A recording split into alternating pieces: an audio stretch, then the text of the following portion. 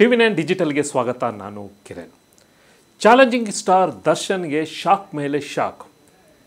ರೇಣುಕಾಸ್ವಾಮಿ ಕೊಲೆ ಪ್ರಕರಣದಲ್ಲಿ ದರ್ಶನ್ ವಿರುದ್ಧ ಮಹತ್ವದ ಸಾಕ್ಷಿ ಈಗ ಪೊಲೀಸರಿಗೆ ಲಭ್ಯವಾಗಿದೆ. ನಿಜಕ್ಕೂ ಇದು ಸ್ಫೋಟಕದ ಸುದ್ದಿ. ಏನು ದರ್ಶನ್ನ ಬಟ್ಟೆ ಅಂದರೆ ರೇಣುಕಾಸ್ವಾಮಿ ಕೊಲೆ ಆಗಿದ್ದ ದಿನ ಆತ ಧರಿಸಿದಂಥ ಬಟ್ಟೆ ಬ್ಲೂ ಕಲರ್ ಜೀನ್ಸ್ ಪ್ಯಾಂಟು ಮತ್ತು ಬ್ಲ್ಯಾಕ್ ಕಲರ್ ಟೀ ಶರ್ಟ್ ಆತನ ಮನೆಯಲ್ಲಿ ದರ್ಶನ್ ಮನೆಯಲ್ಲಿ ಪೊಲೀಸರು ಏನು ಸೈಜ್ ಮಾಡಿರ್ತಾರೋ ಅದನ್ನು ಫೋರೆನ್ಸಿಕ್ ಲ್ಯಾಬ್ಗೆ ಕಳಿಸಿರ್ತಾರೆ. ದರ್ಶನ್ ಆ ದಿನ ಧರಿಸಿದ ಬಟ್ಟೆಯ ಮೇಲೆ ರೇಣುಕಾಸ್ವಾಮಿಯ ರಕ್ತದ ಕಲೆಗಳು ಅಂಟ್ಕೊಂಡಿದೆ. ಆ ರಕ್ತ ಕಲೆ ಯಾವುದು ಅಂತ FSL ಅವರು ತನಿಖೆ ಮಾಡಿದಾಗ ಇದೀಗ ರಿಪೋರ್ಟ್ ಬಂದಿರುವಂಥದ್ದು ಅದು ರೇಣುಕಾಸ್ವಾಮಿಯ ರಕ್ತ ಅನ್ನೋದು ಈಗ ಕನ್ಫರ್ಮ್ ಆಗಿದೆ. ಅಂದರೆ ಈ ಒಂದು ಕೊಲೆ ಪ್ರಕರಣದಲ್ಲಿ ದರ್ಶನ್ ಇನ್ವಾಲ್ವ್ ಆಗಿರುವಂಥದ್ದಕ್ಕೆ ಪಕ್ಕ ಸಾಕ್ಷಿ ಈಗ ಪೊಲೀಸರಿಗೆ ಲಭ್ಯವಾಗಿದೆ. ಅಂದರೆ ಆತ ಸ್ಪಾಟ್ಗೆ ಶೆಡ್ಗೆ ಹೋಗಿರುವಂಥದ್ದು, ಅಲ್ಲಿ ಆತನ ಮೇಲೆ ಹಲ್ಲೆ ಮಾಡಿರುವಂಥದ್ದು, ಜೊತೆಗೆ ಆತನ ರೇಣುಕಾಸ್ವಾಮಿಗೆ ಆಲ್ರೆಡಿ ದರ್ಶನ್ ಹೋಗೋ ಮುಂಚೆನೂ ಕೂಡ ಸಾಕಷ್ಟು ಹೊಡೆದಿದ್ರು ಅಲ್ಲಿ ಆತನ ಬೆಂಬಲಿಗರು. ಅಂತಿಮವಾಗಿ ದರ್ಶನ್ ಕೂಡ ಆತನ ಮೇಲೆ ಹಲ್ಲೆ ಮಾಡಿರುವಂಥದ್ದು, ಅದು ರಕ್ತ ಕೂಡ ಆತನ ಏನು ಬಟ್ಟೆ ಮೇಲೆ ಅಂಟ್ಕೊಂಡಿರುವಂಥದ್ದು. ಇದಕ್ಕೆ ಸಂಬಂಧಪಟ್ಟಂತೆ ನಂತರ ಶೆಡ್ಡಿಂದ ನೇರವಾಗಿ ಏನು ಮನೆಗೆ ಬರ್ತಾನೋ ದರ್ಶನ್ ತಾನು ಧರಿಸಿದ್ದಂಥ ಬಟ್ಟೆಯನ್ನು ಅಲ್ಲಿಟ್ಟು ಸ್ನಾನ ಮಾಡಿ ಬೇರೆ ಬಟ್ಟೆನ ಧರಿಸಿರ್ತಾರೆ.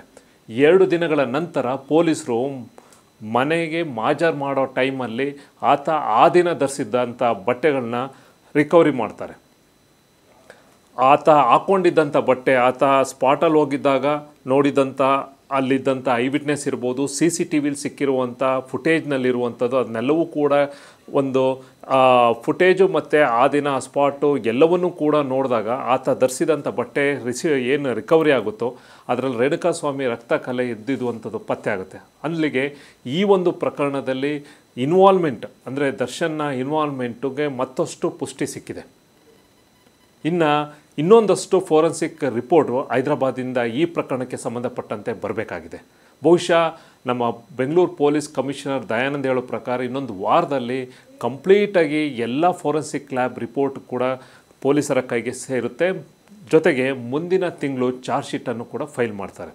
ಇನ್ನು ಚಾರ್ಜ್ ಶೀಟನ್ನು ಫೈಲ್ ಮಾಡಿದ ನಂತರ ಸರ್ಕಾರ ಅಂದರೆ ಪೊಲೀಸರು ಇದೀಗ ಒಂದು ಹೆಜ್ಜೆ ಮುಂದೆ ಹೋಗಿ, ಏಕೆಂದರೆ ಈ ಒಂದು ಪ್ರಕರಣ ಒಂದು ಫಾಸ್ಟಾಗಿ ಅಂದರೆ ಟ್ರಯಲ್ ಫಾಸ್ಟಾಗಿ ಆಗಬೇಕು ಅನ್ನೋ ಕಾರಣಕ್ಕೋಸ್ಕರ ಅದು ಫಾಸ್ಟ್ ಟ್ರ್ಯಾಕ್ ಕೋರ್ಟ್ಗೆ ಒಂದು ಮನವಿ ಮಾಡೋದು, ಅಥವಾ ಇದೇ ಪ್ರಕರಣಕ್ಕೆ ಸಂಬಂಧಪಟ್ಟಂತೆ ಒಂದು ಸ್ಪೆಷಲ್ ಕೋರ್ಟ್ಗೆ ಒಂದು ಸ್ಪೆಷಲ್ ಕೋರ್ಟನ್ನು ಮಂಜೂರು ಮಾಡಿ ಅದಕ್ಕೆ ಸಂಬಂಧಪಟ್ಟಂತೆ ಟ್ರಯಲ್ನ ಬೇಗ ಮುಗಿಸೋಕ್ಕೆ ಈಗ ಸಂಬಂಧಪಟ್ಟಂತೆ ಸರ್ಕಾರ ಕೂಡ ಅಂದರೆ ಪೊಲೀಸರು ಕೂಡ ಈಗಾಗಲೇ ಆ ದಿಕ್ಕಿನಲ್ಲಿ ಈಗಾಗಲೇ ಎಲ್ಲ ರೀತಿಯ ತಯಾರಿ ಕೂಡ ಮಾಡ್ಕೋತಾ ಇದ್ದಾರೆ.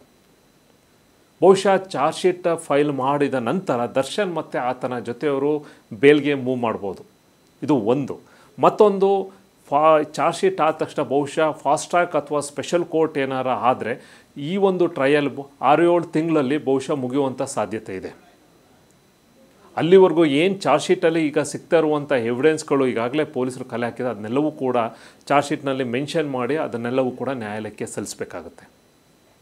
ಆ ಕೆಲಸದಲ್ಲಿ ಈಗಾಗಲೇ ಪೊಲೀಸರು ಕಾರ್ಯಮುಕ್ತರಾಗಿದ್ದಾರೆ. ಇದೇ ಈ ದಿನದ ವಿಶೇಷ. Thank you.